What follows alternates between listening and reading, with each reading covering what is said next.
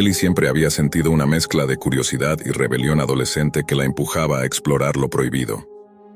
Fue así como un día, navegando sin rumbo en los rincones más oscuros de Internet, llegó a Silk Road, ese famoso mercado negro de la Deep Web del que todos hablaban en foros secretos y chats cifrados. Lo que empezó como una aventura por descubrir los misterios de aquel lugar, terminó por convertirse en una lección que jamás olvidaría. En un impulso, Ellie decidió hacer un pedido. No era algo trivial. Quería experimentar, probar y entender por qué tanta gente caía en ese mundo clandestino. Eligió un producto que parecía seguro. Las descripciones eran claras y el vendedor tenía buenas referencias. Sin embargo, en su desconocimiento absoluto de cómo funcionaban los envíos anónimos y de la importancia de la precisión, cometió un error fatal. Escribió mal la dirección de entrega, una dirección que no era la suya, sino la de la casa vecina. Una familia que jamás había tenido ningún contacto con la Deep Web ni con nada ilegal. Al principio, no entendía por qué los paquetes no llegaban. Meses de espera y frustración la llevaron a enviar mensajes al vendedor, quien, para su sorpresa, seguía despachando las drogas a esa misma dirección equivocada sin cuestionarlo. Ellie se reía nerviosamente de la situación, sin imaginar las complicaciones que aquello traería. La bolsa de mensajes en la cuenta de la casa vecina comenzó a crecer, hasta que finalmente la verdad estalló. Los dueños de la casa de al lado comenzaron a recibir misteriosas entregas con paquetes cuyo contenido los puso en alerta inmediata. La confusión entre los dos hogares trajo más que una simple anécdota divertida. La policía, con sospechas y advertencias, empezó a rondar la vecindad, y la familia inocente vivió momentos de tensión, sin saber qué hacer con aquellos envíos inesperados. Por su parte, Ellie comprendió que ese pequeño error, producto de su desconocimiento y falta de cautela, podía haber tenido consecuencias mucho más graves, desde problemas legales hasta un daño irreparable a la reputación de personas inocentes. Lo que comenzó como un juego en la frontera digital entre lo permitido y lo prohibido, terminó siendo un recordatorio de lo real y peligroso que puede ser navegar sin cuidado en la Deep Web. Silk Road, ese mercado oscuro que operó hasta su cierre en 2013, no era solo un mito, sino una puerta a un mundo donde un simple error podía cambiar vidas sin remedio. Ellie, con el tiempo, aprendió a respetar los límites y a entender que la curiosidad no justifica exponerse a riesgos sin medir las consecuencias. Años después, su historia se convirtió en advertencia para muchos. La Deep Web no es un lugar para juegos, y detrás de cada clic, puede haber un efecto dominó que toque a personas inocentes. Su error en Silk Road no solo fue una confusión de direcciones, sino un llamado de atención a todo aquel que piensa que lo digital está separado de la realidad. Porque en ese mundo oculto, cada acción, por pequeña que parezca, puede dejar una huella imborrable. Con el paso de las semanas, la situación se volvió insostenible para la familia vecina, que, desconcertada y asustada, decidió contactar a las autoridades. La policía, al investigar el origen de los paquetes, siguió el rastro hasta la dirección errónea, y así fue como eventualmente, Ellie recibió una visita inesperada. La mezcla de miedo y vergüenza la paralizó. No solo había puesto en riesgo a personas inocentes, sino que ahora ella misma enfrentaba las consecuencias de un mundo al que nunca debió acercarse sin la preparación necesaria. La investigación reveló la naturaleza ilícita de los paquetes, y aunque Ellie no fue arrestada ni acusada formalmente, considerando su edad y falta de antecedentes, el incidente dejó una marca profunda en su vida. Los agentes la obligaron a cerrar cualquier contacto con esos mercados, y le advirtieron sobre los riesgos legales y personales que conllevaba esa actividad. Más allá de la amenaza de la ley, Ellie aprendió que la Deep Web no es un espacio para curiosos desprevenidos, sino un terreno minado donde un paso en falso puede traer consecuencias reales y duraderas. La historia de Ellie y el error en Silk Road se difundió entre sus conocidos como una anécdota que combinaba un toque cómico con una lección muy seria. Se convirtió en un ejemplo de cómo la fascinación por lo oculto y prohibido puede conducir a situaciones inesperadas, donde la línea entre víctima y culpable es tenue. Ella misma, con el tiempo, tomó conciencia del privilegio que tuvo al escapar sin mayores daños y decidió usar su experiencia para advertir a otros jóvenes sobre los peligros de la Deep Web. Silk Road, cerrado oficialmente en 2013 tras una operación de las autoridades estadounidenses, dejó una huella imborrable en la historia de la Dark Web, pero también en quienes, como Illy, se acercaron a sus puertas sin entender que lo que allí sucede no es un simple juego. En ese universo, los errores no solo cuestan dinero o tiempo, sino que pueden implicar la vida de personas inocentes, la pérdida de libertad o el daño irreparable a la confianza en la comunidad.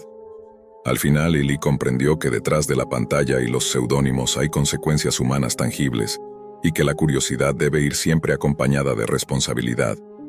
Su error en Silk Road fue un punto de inflexión que marcó su camino y la hizo más consciente del delicado equilibrio entre la exploración digital y la realidad que todos compartimos. Una historia que, sin duda, sirve como advertencia para quienes se sienten tentados a cruzar ese oscuro umbral sin estar preparados para lo que pueden encontrar. Desde la primera vez que entré en aquel viejo cibercafé en el centro de la ciudad, no imaginé que una simple bolsa olvidada podría cambiar mi vida para siempre. Me llamo Bean, aunque en realidad prefiero mantener el anonimato. Esta historia la comparto porque necesito que alguien la conozca, que entienda la delgada línea entre la curiosidad y el peligro cuando te sumerges en lo que algunos llaman la Deep Web. Era una tarde cualquiera, con la lluvia golpeando los cristales y el murmullo constante de las teclas en aquel local lleno de estudiantes y oficinistas apurados. Mientras recogía mis cosas para salir, mi mirada se posó en el suelo bajo una de las mesas más apartadas. Allí, entre polvo y cables enredados, descansaba una bolsa negra de tamaño mediano, claramente olvidada por alguien. Nadie la reclamaba. Por un instante dudé, pero la curiosidad pudo más. En lugar de entregarla al encargado, decidí llevármela a casa, pensando que tal vez encontraría algo interesante, o al menos una pista sobre su dueño. Al abrir la bolsa en mi habitación encontré dos objetos. Una laptop moderna, reluciente, con una pantalla que parecía nueva, y un teléfono Android sin bloqueo. La primera señal de alerta fue esa libertad tan extraña, como si el dueño no quisiera dejar ninguna barrera. Encendí la laptop con cierto recelo. El sistema estaba limpio, pero entre los archivos, una carpeta destacaba por su nombre. Para ti. Dentro había una captura de pantalla de un foro oscuro, con la interfaz típica de la Deep Web. Letras en verde sobre fondo negro, pestañas de navegación anónima y un hilo abierto con un número telefónico destacado, acompañado de una frase inquietante. ¿Sabes quién eres? Un escalofrío recorrió mi espalda. Exploré más y encontré otra carpeta llamada Recuerdos, que contenía fotos de lugares que reconocí al instante. Una imagen era del mismo cibercafé donde trabajaba, tomada desde un ángulo que nadie más podría haber tenido. Otras mostraban calles y rincones que parecían familiares, como si alguien me estuviera observando. Intenté llamar al número que aparecía en la captura. Después de varios timbrazos, solo me respondían buzones de voz automáticos, con mensajes genéricos y distantes, sin ofrecer ninguna pista real.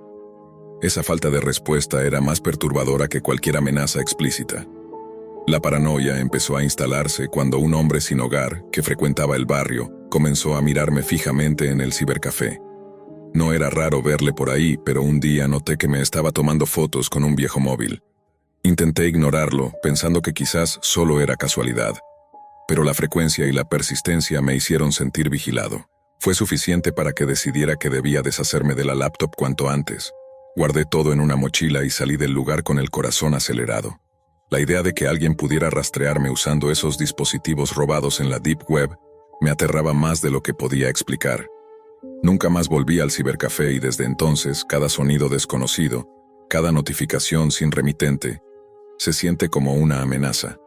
La bolsa olvidada en el cibercafé no era solo un objeto perdido, era la puerta a un juego sin reglas donde las sombras te observan y preguntan, ¿sabes quién eres? Pasaron los días y traté de regresar a la normalidad, pero la sombra de aquella bolsa no me dejaba en paz. Empecé a notar pequeñas anomalías en mi entorno. Mi teléfono sonaba con llamadas sin número, mensajes de texto sin contenido, y a veces, en la pantalla de la laptop vieja que usaba para trabajar, aparecían ventanas emergentes con símbolos crípticos que desaparecían en segundos. Una noche, mientras revisaba mi correo, recibí un mensaje sin asunto ni remitente. Solo un enlace. Contra todo juicio hice clic. Se abrió un foro oculto, similar al que había visto en la captura de pantalla. En él, Un hilo estaba activo y tenía mi nombre, o al menos el alias que usaba en redes, junto a la frase, ¿sabes quién eres? Me di cuenta de que no solo me estaban observando, sino que me estaban siguiendo a cada paso. Decidí enfrentar el miedo y traté de rastrear el origen del enlace. Sin embargo, cada intento me llevaba a callejones sin salida digitales, servidores que desaparecían, IPs cambiantes, un laberinto imposible de descifrar. Esa misma noche, cuando creí que ya no podría dormir más, escuché un golpe en la puerta. Al asomarme no había nadie, pero en el suelo, una pequeña nota. No te resistas.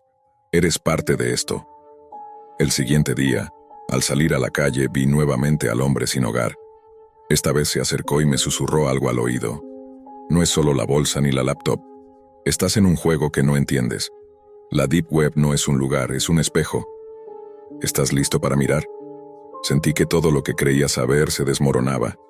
Comprendí que la laptop no era solo un dispositivo olvidado, sino un portal que conectaba vidas, secretos y destinos. Me invadió la certeza de que alguien o algo había marcado mi existencia desde ese momento en que tomé la bolsa. En un acto de desesperación, decidí borrar todo el contenido de la laptop y deshacerme tanto del teléfono como de la máquina. Los tiré en un contenedor en un barrio alejado, esperando cortar el lazo con esa red invisible. Pero el daño ya estaba hecho.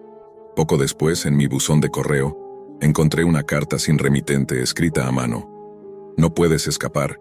Ahora nosotros sabemos quién eres. Desde entonces vivo con la constante sospecha de que en cualquier momento, esa pregunta volverá a acecharme. ¿Sabes quién eres? No es solo una frase, es una advertencia. En la Deep Web, las bolsas olvidadas no son casualidad, y los dispositivos abandonados guardan secretos que algunos preferirían mantener enterrados. Y yo, sin querer, me convertí en parte de esa historia oscura que muchos ignoran hasta que es demasiado tarde.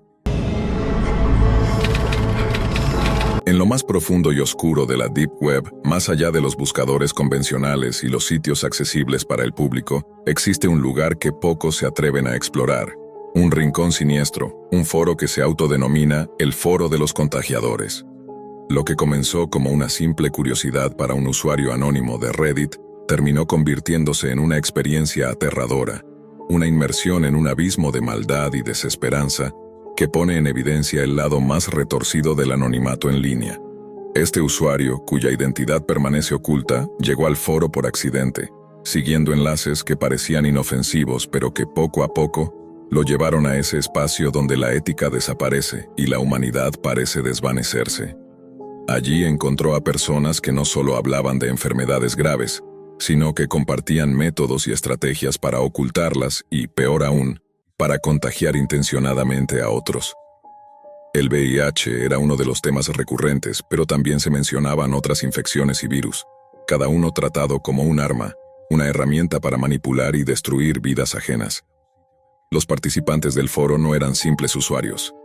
Se presentaban con apodos inquietantes que transmitían una confianza escalofriante en sus actos y un orgullo perturbador por sus éxitos. Algunos detallaban sus experiencias personales. Cómo habían engañado a parejas, amigos o incluso desconocidos, siempre con la intención deliberada de pasarles estas enfermedades sin que ellos lo supieran. La conversación era fría, calculadora, desprovista de empatía, como si hablaran de un juego macabro donde la víctima ni siquiera sabía que estaba en la partida. El usuario que descubrió este foro quedó paralizado por el horror. Mientras leía, sentía que cada mensaje, cada relato, cada estrategia compartida, era un reflejo de una mente perturbada que había encontrado en el anonimato la capa perfecta para ocultar su verdadera naturaleza. Se hablaba de métodos para ocultar síntomas, para mentir en consultas médicas, para evitar que las pruebas de laboratorio detectaran la infección. Se discutían también formas de manipular a la gente para que no sospecharan, técnicas para ganar su confianza y usarla como escudo para seguir propagando el mal. Más allá del contenido explícito, la atmósfera del foro era opresiva. Había un miedo palpable incluso entre algunos usuarios que se cuestionaban la moralidad de lo que se estaba haciendo, pero que al mismo tiempo se sentían atrapados en una red que parecía no tener salida. Otros, en cambio, disfrutaban de su poder, del control absoluto que sentían sobre las vidas ajenas, y se dedicaban a animar y enseñar a los recién llegados. Lo que más impactó al usuario que accedió a este lugar oscuro no fue solo la maldad en sí misma, sino la sensación de que esto no era solo un foro donde se hablaba. Había indicios, sutiles pero inquietantes, de que algunos de esos participantes podrían estar llevando sus planes a la realidad y que la red oscura les brindaba el espacio perfecto para organizarse, sin miedo a represalias inmediatas. Este relato, publicado bajo el seudónimo Código Nuevo, se convirtió en una advertencia para quienes navegan en los rincones más ocultos de la red. Porque aunque no hay pruebas concretas de que los planes discutidos en el Foro de los Contagiadores se hayan materializado en actos reales, la existencia de ese espacio es suficiente para sembrar una sombra de inquietud sobre la seguridad y la moralidad en el mundo digital. El anonimato, que para muchos es un escudo y una forma de libertad, aquí se convierte en un arma. Una herramienta que permite a individuos deshumanizados planear y quizás ejecutar actos que violan los derechos fundamentales de otros, sin temor a ser juzgados o detenidos. La historia plantea preguntas profundas. ¿Cómo controlar o incluso entender un espacio donde la ley no llega? ¿Qué ocurre cuando el ser humano se despoja de sus principios más básicos bajo la máscara de un nick anónimo? ¿Estamos realmente seguros en nuestras interacciones en línea? Mientras el usuario dejó el foro con un sentimiento de angustia y asco, sabía que la experiencia lo había marcado para siempre. Lo que encontró en ese lugar oscuro de la Deep Web es un recordatorio brutal de que la tecnología y el anonimato, cuando se usan sin ética, pueden abrir puertas a horrores que antes solo imaginábamos en pesadillas, y así, el Foro de los Contagiadores permanece, oculto y activo, esperando a aquellos que, por curiosidad o por desgracia, se atrevan a cruzar sus puertas digitales, para enfrentarse a la realidad más cruda y perturbadora que puede esconder la red. El usuario no pudo evitar volver varias veces al foro, como si una mezcla de morbo y miedo lo arrastrara hacia ese abismo digital. Cada sesión lo hundía más en un mundo donde la compasión y la ética eran desconocidas. Descubrió que los foros estaban divididos en subtemas, desde técnicas para evitar la detección médica, hasta recomendaciones para seleccionar víctimas y cómo manipularlas emocionalmente para que jamás sospecharan la verdad. Algunos participantes compartían fotos borrosas o mensajes cifrados que sugerían encuentros clandestinos, mientras otros se jactaban de la cantidad de personas que habían infectado sin ser descubiertos. Pero la historia tomó un giro aún más inquietante cuando el usuario notó que algunos miembros proponían encuentros en la vida real, organizados a través de mensajes cifrados que solo los iniciados podían descifrar. El miedo a ser descubierto o atrapado parecía haberse disipado por completo. La línea entre lo virtual y lo tangible se borraba, haciendo que la maldad digital se tradujera en un peligro real para la sociedad. Decidió alertar a las autoridades, pero pronto comprendió que la naturaleza oculta y encriptada de la Deep Web hacía casi imposible rastrear a los responsables. Intentó advertir a otros usuarios en comunidades más accesibles, pero su relato era tomado como ficción o exageración, lo que aumentaba su frustración y desesperanza. Con el tiempo, esa experiencia lo cambió para siempre. Se volvió mucho más cauteloso con la información que compartía en línea y con las personas con las que interactuaba. Pero también comprendió que esa faceta oscura de la red no desaparecía con la voluntad de unos pocos, sino que existía como un recordatorio constante de que la tecnología puede ser usada para propósitos oscuros, y que la vigilancia y la ética deben ir siempre de la mano.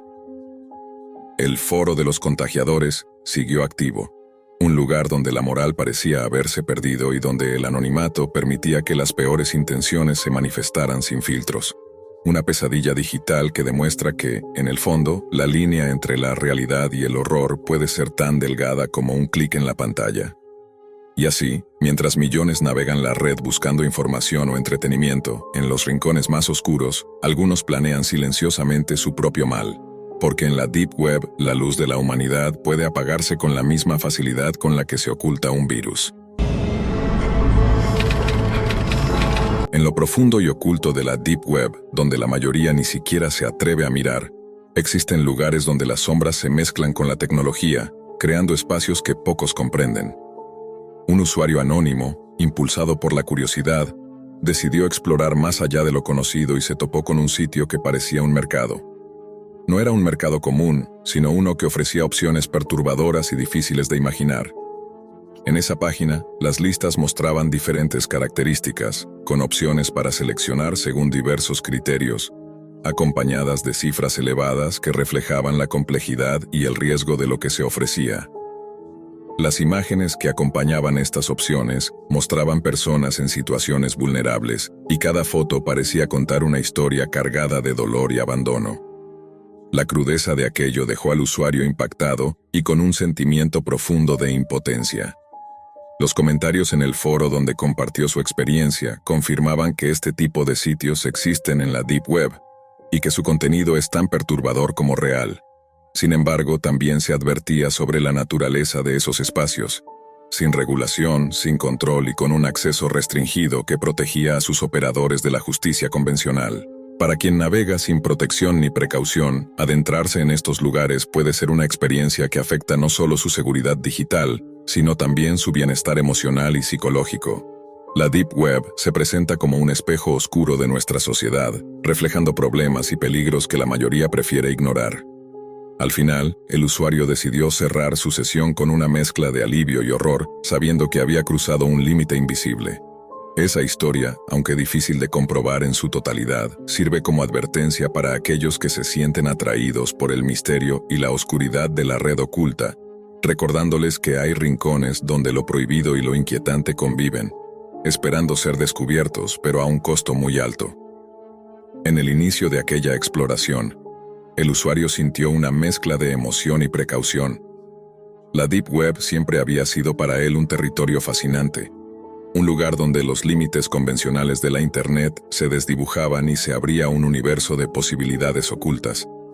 Pero lo que encontró aquella noche superó con creces cualquier expectativa o miedo que pudiera haber tenido.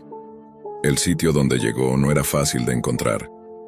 Tras horas navegando entre enlaces encriptados y conversaciones codificadas, un enlace casi invisible en un foro oscuro lo llevó hasta allí.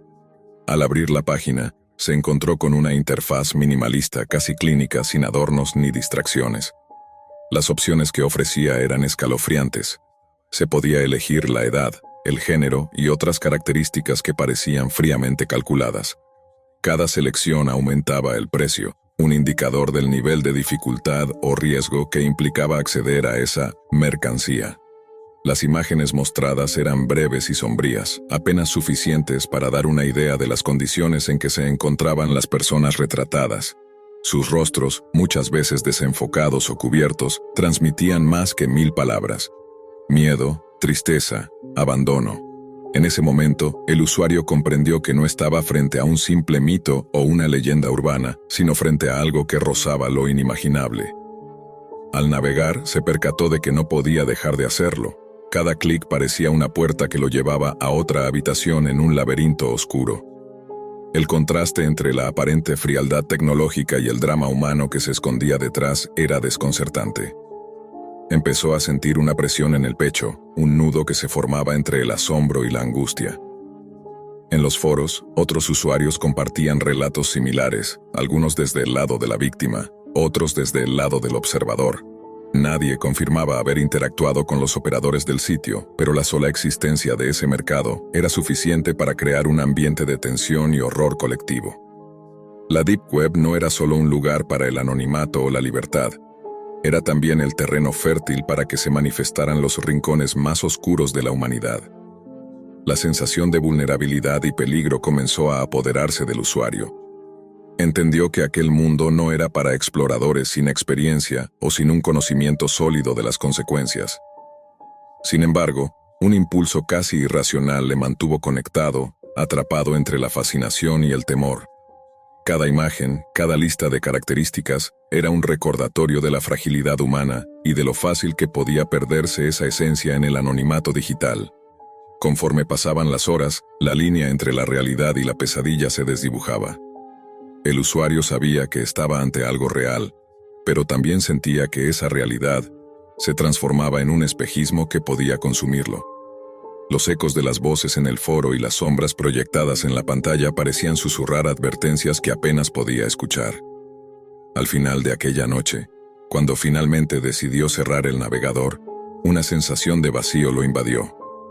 La curiosidad se había convertido en una carga que llevaba consigo, un secreto oscuro que no podía compartir sin sentir que también él mismo se sumergía en la oscuridad. Desde entonces, el recuerdo de ese sitio y sus imágenes permanecieron con él, una sombra silenciosa que le recordaba que la Deep Web no es solo un territorio digital, sino también un espejo de las profundidades del alma humana, donde lo prohibido y lo oculto pueden encontrarse en un mismo espacio, a solo un clic de distancia. Después de aquella noche, la vida del usuario cambió para siempre. Lo que comenzó como una exploración digital, una curiosidad por lo prohibido, se transformó en una pesada carga emocional que le acompañaba en cada momento. La imagen de aquel mercado, con sus listas y sus rostros perdidos, se había grabado en su mente con una nitidez aterradora, como una cicatriz invisible. Intentó compartir su experiencia en otros foros, en redes comunes, pero la incredulidad fue su única respuesta. Muchos lo consideraron una invención o una exageración. Sin embargo, para él, la verdad era palpable y desgarradora. Sabía que en la profundidad de esa red oculta, más allá de la vigilancia y la ley, se movían fuerzas que escapaban a cualquier control humano. Con el tiempo, empezó a notar cambios en sí mismo. La ansiedad, el temor constante a ser observado o perseguido, la sensación de que algo o alguien estaba siempre al acecho detrás de cada pantalla. Su vida social se fue apagando, sustituida por noches en vela revisando cada pequeño indicio, cada pista que pudiera corroborar o desmentir lo que había visto. La Deep Web, que antes representaba un enigma fascinante, se convirtió en un terreno prohibido, una sombra que amenazaba con devorar cualquier resquicio de normalidad. Pero por encima de todo, la experiencia le enseñó una lección dolorosa: que el anonimato puede ser un escudo para el mal más profundo, y que la tecnología, si bien poderosa, también puede ser un arma que permite a lo inhumano esconderse y prosperar. En sus momentos más oscuros, se preguntaba cómo era posible que el mundo real permaneciera ajeno a esos horrores. ¿Cuántas otras redes invisibles existían? ¿Cuántas voces calladas gritaban sin ser escuchadas? La respuesta era un silencio aterrador, un vacío que llenaba de impotencia. Finalmente entendió que la única forma de sobrevivir a esa verdad era alejarse, apagar el ordenador, desconectarse de ese universo paralelo que, aunque invisible para la mayoría, latía con una violencia y una crueldad aterradoras. Pero esa decisión no borró la marca que la Deep Web había dejado en su alma. La historia de aquel mercado de niños se convirtió para él en una advertencia eterna. No todo lo que se esconde en la red debe ser buscado, y a veces lo que se descubre puede cambiar una vida para siempre. Porque en la profundidad de la oscuridad digital, la línea entre la curiosidad y el horror es tan delgada como un clic. Nunca pensé que una noche aburrida de sábado me llevaría a cuestionar la privacidad de cada rincón de mi casa. Mi nombre de usuario en Reddit es Kik299, y durante años me había considerado un simple espectador de lo extraño. Lector pasivo de teorías conspirativas, curiosidades tecnológicas y creepypastas sin mucho fundamento. Pero una parte de mí, quizá demasiado ingenua, siempre quiso saber si había algo más, algo que no nos cuentan. Fue esa necesidad la que me llevó a descargar Tor por primera vez y sumergirme en las profundidades de la Deep Web. Las primeras horas fueron decepcionantes. Muchos enlaces rotos, foros muertos, páginas en idiomas extraños o en blanco. Ya me sentía frustrado, casi arrepentido cuando me topé con un enlace en un foro archivado llamado livereality.com. Observa y comprende. No tenía ninguna descripción, solo una calavera roja de píxeles malformados como icono. No tenía mucho que perder, así que di clic. La página tardó en cargar, como si algo detrás de ese portal necesitara tiempo para procesar mi llegada. Cuando finalmente apareció la interfaz, era sencilla pero extrañamente pulida. Fondo negro, texto rojo y una única transmisión en curso. El título decía: Usuario conectado. Observación iniciada. Al principio creí que era alguna clase de error. Lo que mostraba la pantalla era mi habitación, tal cual. Con la lámpara en el rincón izquierdo, los cables del monitor enredados, mi mochila de siempre colgando del respaldo de la silla, y algo aún más inquietante.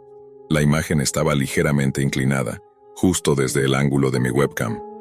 Cerré la pestaña de inmediato, o eso creí, porque la imagen seguía allí, fija, como si se hubiese congelado en mi retina.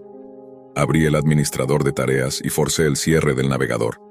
Pero mi cámara tenía una pequeña luz que se encendía cuando estaba activa, ¿verdad? Miré hacia ella. Estaba apagada, completamente negra. No sabía si debía reiniciar la computadora o arrancarla del enchufe. Me levanté, casi sin aliento, y revisé detrás del monitor. Todo parecía normal. Pensé que quizás la transmisión había sido una coincidencia, una especie de feed genérico que por azar se parecía a mi cuarto. Pero entonces vi el retraso. En la página, justo antes de cerrarse, noté que la imagen se movía con un pequeño retardo. Un segundo después de que yo me levantara, la transmisión me mostró haciéndolo. Igual cuando moví el brazo hacia el cable. La transmisión lo replicó. Era yo, en tiempo real, visto desde fuera. Desde algún lugar que no controlaba. Volví a abrir Tor, no sé por qué. Tal vez por desesperación o porque necesitaba una confirmación. Busqué de nuevo el enlace, pero no estaba en el historial. Ni siquiera el nombre del foro. Como si el acceso hubiera sido único, irrepetible. Entré a Reddit, usando mi cuenta como siempre, y escribí en uno de los subreddits más abiertos sobre tecnología underground. Publiqué: ¿alguien ha oído hablar de livereality.com? Mostraba una transmisión en vivo desde mi propia webcam. Me fui a dormir con el estómago revuelto, sin respuestas. Cerré la laptop, cubrí la cámara con una nota adhesiva y me metí en la cama, aunque sabía que no iba a dormir. Al día siguiente, el post tenía varias respuestas, pero ninguna me tranquilizó. Un usuario con el nombre xVoidNexus escribió simplemente: «Eso es normal, bienvenido». Otro más respondió: «Te están probando. Quédate quieto, no hagas nada estúpido». Y uno, con el apodo MirrorShadow7, escribió lo que me heló la sangre: «Ahora que entraste, la cámara ya no es tuya, es de ellos».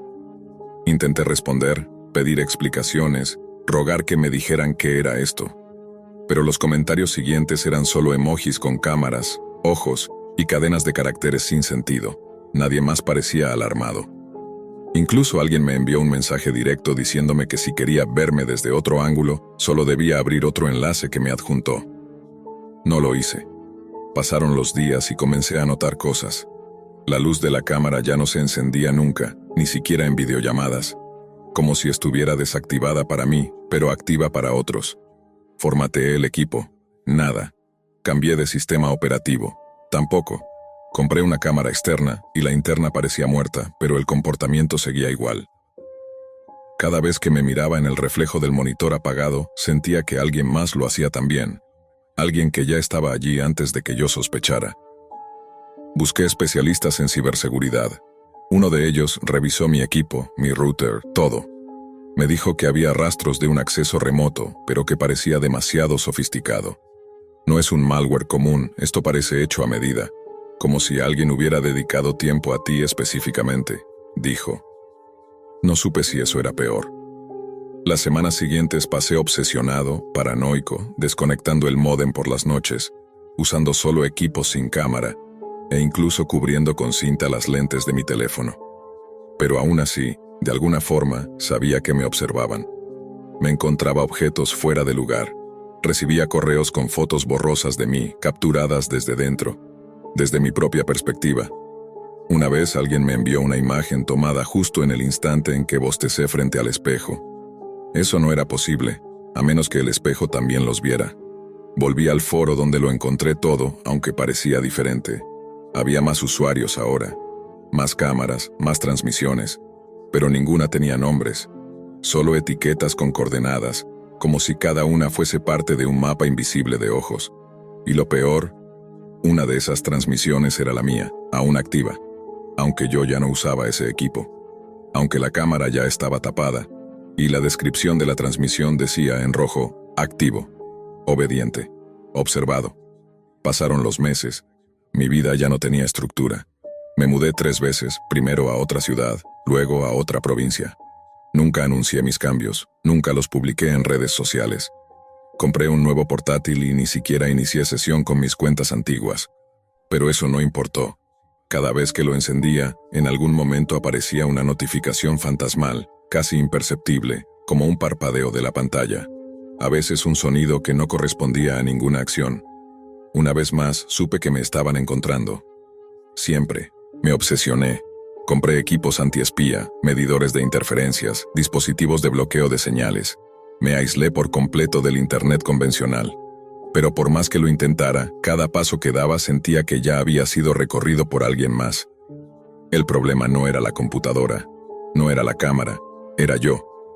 Yo me había convertido en el acceso, y no sabía cómo cerrarme. Una noche, en una de tantas madrugadas de insomnio, encendí mi laptop con la idea de escribir todo, dejar registro, tal vez advertir a otros. Abrí un documento en blanco, pero antes de que escribiera la primera palabra, el cursor se movió solo. Escribió una frase: «Todavía no has visto todo». La sangre se me congeló. Cerré la laptop de golpe. Escuché un ruido en el pasillo. Tomé el celular con manos temblorosas y abrí la cámara. Apunté hacia la puerta, pero no vi nada. Solo oscuridad, hasta que la pantalla parpadeó. Y lo vi. Un rostro, el mío. Pero no era exactamente yo. Era más pálido, con ojeras profundas y una sonrisa apenas perceptible. Me miraba fijamente desde una esquina del marco de la puerta. Cuando bajé el celular para mirar directamente, no había nada. Volví a subirlo. El rostro seguía ahí, sin moverse, como una transmisión fija. Pero con cada segundo la sonrisa se hacía más ancha. No dormí esa noche, ni la siguiente. Empecé a notar que ya no necesitaba dormir, o quizás no podía. Perdí peso. Dejé de responder mensajes. Mis amigos pensaron que me estaba hundiendo en una depresión, y tal vez tenían razón. Pero no era solo mental, era digital. Algo estaba dentro de mí, de mi identidad, algo que me estaba reescribiendo. Finalmente, una madrugada decidí hacer lo que no debía. Respondí al mensaje que aquel extraño me dejó meses atrás.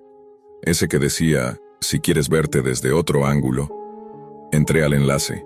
Me pidió autorización para acceso completo a la cámara, micrófono y entorno. Lo acepté. Ya nada importaba. Era como rendirse. Y cuando cargó, no fue solo una transmisión.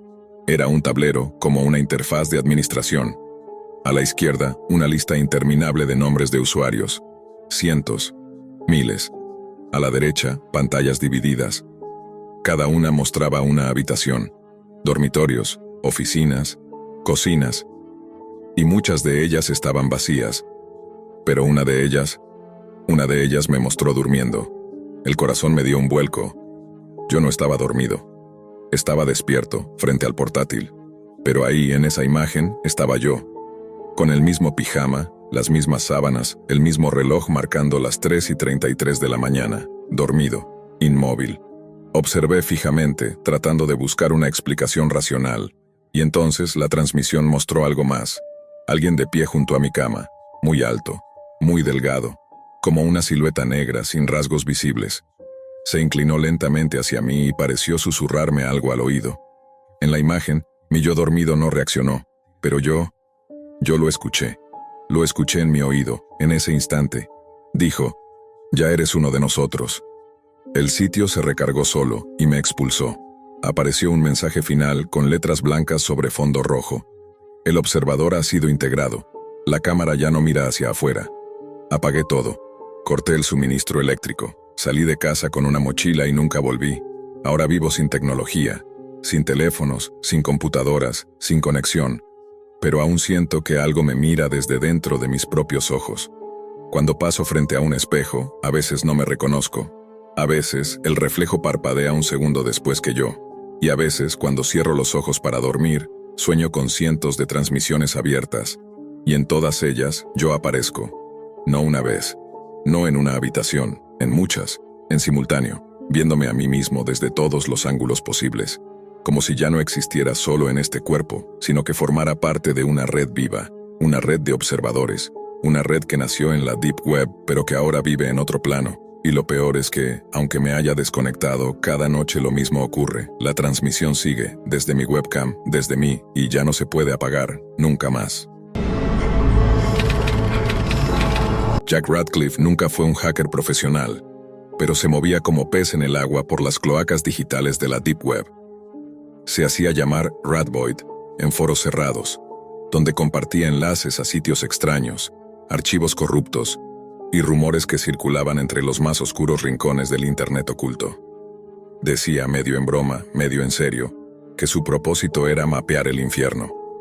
Y como todo explorador imprudente, un día dio con algo que debió haber ignorado. El enlace estaba enterrado en una cadena de respuestas a un hilo olvidado de un foro llamado Delirio Binario. El usuario que lo posteó no tenía foto de perfil, solo un icono en forma de espiral negra que giraba lentamente. Decía: para los que creen haberlo visto todo, ejecuten esto con la luz apagada y el sonido al máximo. Si tu alma no se cae a pedazos, desbloqueas el nivel 2. El archivo se llamaba niembro.exe, tan solo 33 megabytes. Ninguna descripción, ningún otro comentario, solo una advertencia en letras rojas: no apartes la vista. Jack lo descargó con una mezcla de escepticismo y adrenalina. No era la primera vez que encontraba archivos hechizados. La mayoría eran loops de audio distorsionados o jumpscares de mala calidad. Pero había algo distinto esta vez. El foro no permitía subir contenido sin aprobación manual. Y lo más extraño, el enlace no tenía hash ni ruta visible, como si el archivo viniera de ningún lugar. Encendió su portátil viejo con Kali Linux, aislado del Wi-Fi, sin Bluetooth, y con la cámara tapada por cinta negra. Era su ritual habitual cuando se metía con contenido dudoso. Cerró las persianas, bajó las luces, y como dictaba el mensaje, encendió el volumen al máximo. Ejecutó niembro.exe. La pantalla se tiñó de un rosa chillón, casi neón, tan brillante que su reflejo iluminaba el cuarto como si hubiese una bengala encendida. No habían pasado ni 3 segundos cuando se escuchó un grito. No uno cualquiera. Era largo, humano, pero con un tono gutural que vibraba como si la garganta que lo emitía estuviese rota. No salía de los parlantes, venía de la casa. Jack se congeló, miró alrededor. Estaba solo, como siempre. Pero el sonido parecía venir desde el pasillo, justo afuera de su cuarto. Se levantó con cautela, pausó el archivo y abrió la puerta. Silencio. Volvió a sentarse, esta vez respirando más rápido. Cerró la puerta con seguro. El archivo había pausado en un frame negro. Pulsó play. Apareció una cara, distorsionada, con la piel como cera derretida, los ojos completamente negros y una sonrisa tan amplia que rompía la simetría del rostro. No parpadeaba. No hablaba. Hasta que lo hizo. Una voz áspera salió de los parlantes. «Mírame. No apartes la vista. Si lo haces, mueres». Jack, que se jactaba de su sangre fría, sintió que algo en él se quebraba. La voz no era solo un audio. Parecía que lo sabía, que lo observaba, que estaba ahí, detrás de la pantalla, en la misma habitación. Por instinto movió el cursor para cerrar la ventana. No funcionó. Ni el teclado ni el mouse respondían. El sistema estaba bloqueado. A los pocos segundos la cara se desvaneció, dejando un fondo negro con letras blancas, nivel 1. Los osos trolleados. Jack frunció el ceño. ¿Un juego? ¿Una broma? Pero no tenía tiempo de cuestionarlo. El video cambió a una escena grabada con una cámara de seguridad. Era un baño público. Las paredes estaban húmedas y la imagen tenía un tono rojizo. 3 hombres mayores, desnudos, se movían en círculos con expresiones ausentes. Uno de ellos tenía la cara pintada como un payaso. Otro llevaba una máscara de oso. De fondo, sonaba una música infantil, distorsionada y frenética. Cada vez que la canción llegaba a su estribillo, uno de los hombres se golpeaba la cabeza contra el lavabo. Jack intentó mirar a otro lado, pero su pantalla ahora ocupaba todo el monitor. Alt y F4 no funcionaba. Ctrl más Alt más Del no respondía. Su laptop estaba secuestrada. La escena continuó durante 2 minutos eternos. Al final, la imagen se congeló en un primer plano de la máscara del oso, rota, mostrando un ojo humano detrás, mirando directamente a la cámara. El archivo volvió al negro. Luego una risa suave. «Buen chico, Radcliffe. Has superado el primer nivel». Jack se quedó mudo. Nadie sabía su nombre real en ese entorno.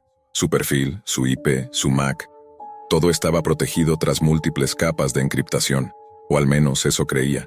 Apareció otro mensaje. Nivel 2 desbloqueado. Ejecutar ahora. Niembro 2.dll. Jack buscó en su escritorio. El archivo estaba allí. Él no lo había descargado. Nadie podía haberlo subido. Su red estaba aislada. El archivo simplemente había aparecido. El nombre del archivo tenía un detalle aún más inquietante. Creado hace 3 minutos, decía, pero su reloj marcaba 0037. exactamente la hora en la que ejecutó el primer archivo. El archivo se había generado durante la reproducción. Decidió no abrirlo. Apagó la laptop a la fuerza, cerró la tapa, la guardó en una caja metálica y salió al pasillo. Necesitaba aire, pero al encender la luz del pasillo, se dio cuenta de algo espeluznante. En la pared justo frente a su puerta, alguien había escrito con marcador negro: Nivel 2 te está esperando. Jack salió corriendo del apartamento. Tomó su celular y marcó al único contacto que conocía de la comunidad, un usuario llamado Blue Cage, que vivía en otra ciudad y había lidiado con contenido malicioso antes. Le explicó todo. Hubo un largo silencio en la llamada. Finalmente, Blue Cage habló. Tú no abriste Niembro Exe, Jack. Niembro Exe te abrió a ti. La llamada se cortó. Volvió a su apartamento una hora después, acompañado por un amigo. Todo estaba en orden, salvo por un detalle. La laptop ya no estaba en la caja. La tapa de la caja metálica estaba abierta y dentro solo había una nota impresa. Si miras a otro lado, todo esto comienza de nuevo. Jack no durmió esa noche. Cada vez que parpadeaba, veía el rostro distorsionado. Y cada vez que intentaba recordar los detalles del video, algo en su mente parecía rechazar el recuerdo, como si estuviera codificado para ser olvidado. A la mañana siguiente, su amigo ya se había ido. No había dejado nota ni respondía mensajes. Fue como si hubiese estado allí solo en su imaginación. Jack pensó en denunciarlo a la policía, pero ¿cómo explicar algo así? ¿Un archivo que se instala solo? ¿Una nota que aparece de la nada? ¿Un nombre revelado desde una red aislada? Sin otra opción, volvió a encender la computadora.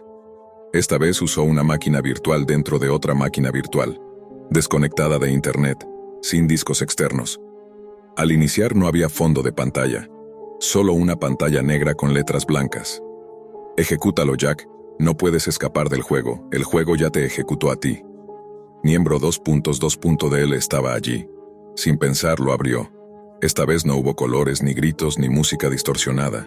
Solo apareció una interfaz simple, como un menú de videojuego retro. Nivel 2, hijos del archivo. Nivel 3, la ventana que no se cierra.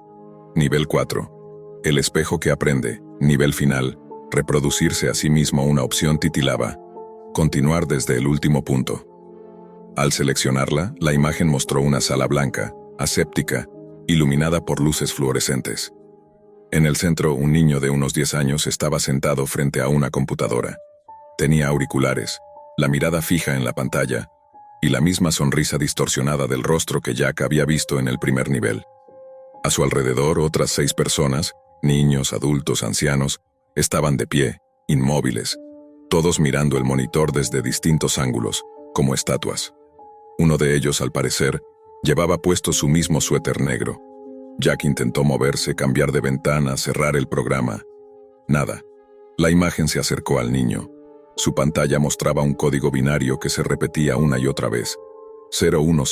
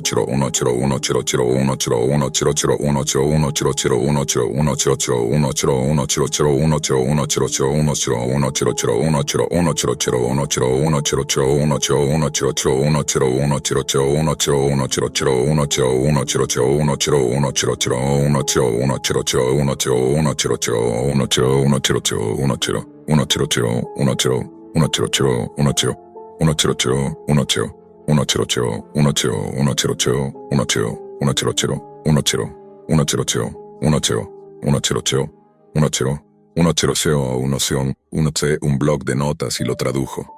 El resultado fue Niembro. Entonces lo entendió. Niembro.exe no era solo un archivo, era una entidad viva, un software viral diseñado para instalarse en la mente del usuario, no en su máquina. El propósito no era solo causar terror, sino transformar. Cada nivel era un proceso de despersonalización, de absorción. Los niveles eran pruebas psicológicas diseñadas para desgastar la identidad del jugador, hasta que éste dejara de distinguir entre su conciencia y la del programa. Al día siguiente, Jack decidió eliminar todo rastro del archivo. Llevó la laptop a un centro de destrucción de hardware, fundieron el disco duro, trituraron la carcasa. Incluso rompió sus teléfonos. Cambió de ciudad. Pero la noche que llegó a su nuevo apartamento, recibió una carta física, sin remitente. En su interior solo había un USB negro, sin etiquetas, y una nota escrita a mano. Ninguna destrucción sirve si tú ya formas parte del código. Contra todo instinto y como si algo dentro de él ya no le respondiera, Jack conectó el USB. La pantalla se encendió sola. Niembro.exe se ejecutó automáticamente. Pero ahora, la interfaz era distinta. No había opciones, solo una transmisión en vivo, y la imagen era él. No como lo veía un espejo, sino como lo veía una tercera persona. Como si alguien lo estuviera filmando desde atrás. Cada movimiento, cada parpadeo, cada respiración, en tiempo real. Luego un mensaje: bienvenido a nivel final, reproducirse a sí mismo. La cámara hizo un zoom. Jack estaba sentado frente a su escritorio, pero no era su escritorio. Era una réplica digital perfecta, como si hubiera sido modelado. Como si fuera una recreación. La transmisión se detuvo abruptamente. Apareció un contador de descarga, una barra progresiva. Descargando, Niembro, Jack.exe. 12%, 13%, 14%. El programa no se estaba ejecutando, se estaba guardando, no en su disco, en alguna otra parte. En otro rincón de la Deep Web, alguien anónimo, un usuario más, quizás tan curioso como él lo fue una vez, abría un foro llamado Delirio Binario.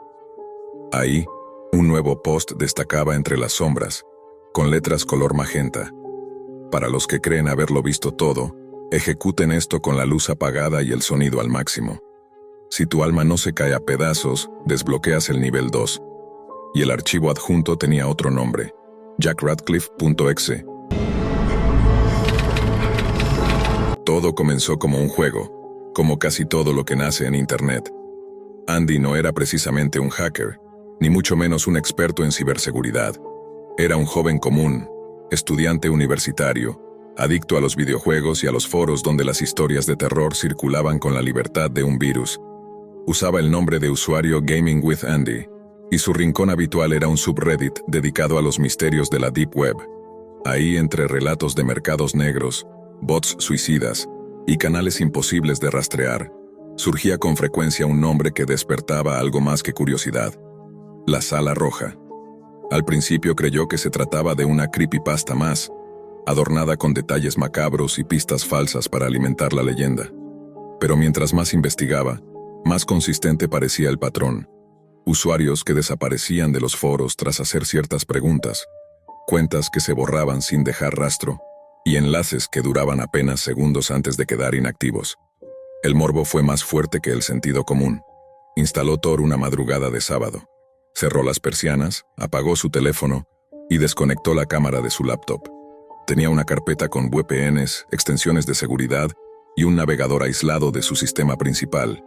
Aún así, sentía que algo lo observaba, como si al solo pensar en buscar la sala roja, ya estuviese abriendo una puerta que no debía tocar.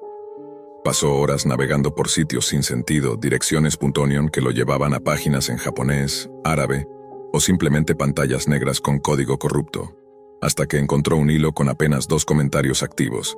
El primero decía, no es un lugar, es un espejo. Y el segundo, solo escribe lo que deseas y paga el precio. Acompañado de un enlace. Lo abrió sin pensarlo demasiado. La pantalla se tornó roja por completo, sin textos ni botones, solo un leve zumbido que vibraba en los auriculares como un susurro de fondo. Después de unos segundos, apareció una línea de texto en el centro. ¿Qué deseas ver? Andy dudó. El teclado temblaba bajo sus dedos. Por simple impulso escribió, quiero ver lo más aterrador imaginable. No hubo confirmación, no hubo advertencia, solo un instante de silencio absoluto, y después, la oscuridad. Toda la habitación pareció apagarse. El monitor no mostraba nada, pero aún brillaba como si proyectara una sombra. Una figura emergió lentamente en la pantalla, alta, inmóvil, sin rasgos definidos. No caminaba, no se acercaba, simplemente estaba ahí. Y sin mover los labios empezó a hablarle. La voz no era un sonido.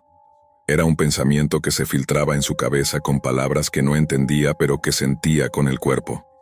Un eco dentro del cráneo, como un recuerdo de algo que nunca había vivido. Andy no recordaría jamás lo que esa cosa le dijo. Solo que su garganta se secó por completo, que su cuerpo se paralizó, que su corazón se aceleró hasta el borde del colapso y que en algún momento gritó, aunque no supo si fue en su mente o de verdad. Cuando volvió en sí estaba en el suelo, con la espalda empapada de sudor y la nariz sangrando. La laptop seguía encendida, pero el navegador estaba cerrado. Su historial, vacío. Ningún rastro del enlace, del sitio, de la figura. Durante los días siguientes empezó a notar cosas extrañas. Su cámara web se encendía sola en la madrugada. Recibía correos vacíos con el asunto, ¿deseas volver a ver? Y lo peor, cada vez que intentaba dormir veía la figura en sus sueños. No hacía nada. Solo estaba ahí observando, esperando. Pensó en contar lo que le pasó y lo hizo. Escribió su experiencia en Reddit, como advertencia.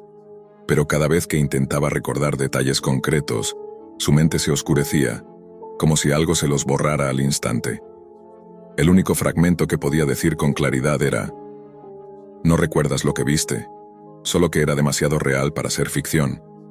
El post se volvió viral en ciertos subreddits de misterio. Algunos usuarios lo acusaron de inventarlo, otros le rogaban el enlace, pero la mayoría guardó silencio. Algunos incluso borraron sus cuentas después de comentar. Andy dejó de responder mensajes. Su cuenta fue suspendida una semana después, sin razón aparente.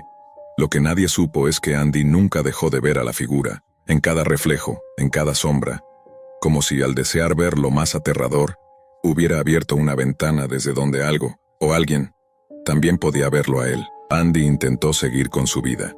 Cerró Tor, eliminó sus navegadores, restauró su laptop a estado de fábrica y desinstaló todo lo que tuviera que ver con navegación oculta. Pero la presencia no se fue. Había dejado de ser algo externo. La figura de la sala roja ya no vivía en su computadora, sino en su conciencia. El insomnio se volvió constante. No por miedo a soñar, sino por la certeza de que cada vez que cerraba los ojos, aquel ser avanzaba un poco más. No se movía, pero cambiaba de posición en sus visiones, acercándose sin caminar, como si el espacio entre ellos se contrajera por voluntad propia. No lo amenazaba, solo lo miraba. Y eso era peor. Intentó buscar ayuda. Psicólogos, foros, incluso grupos religiosos que afirmaban ayudar a víctimas de experiencias paranormales digitales. Nadie lo tomaba en serio. Cuando contaba lo que vio, olvidaba fragmentos clave, tartamudeaba, su nariz comenzaba a sangrar, y la energía de su cuerpo colapsaba como si algo succionara sus palabras desde dentro. Era como si su memoria estuviera siendo editada en tiempo real. Un día, revisando un antiguo correo que aún tenía abierto en su celular, encontró un mensaje sin remitente, sin asunto, sin cuerpo, excepto por un único archivo adjunto, R3D-R00R.key. Lo abrió. La pantalla del móvil parpadeó y mostró un contador regresivo de 10 segundos junto a una frase. Reabrir es aceptar. Nadie ve 2 veces sin pagar. Lo tiró al suelo. Pisó el teléfono hasta romperlo. Pero el contador no se detuvo.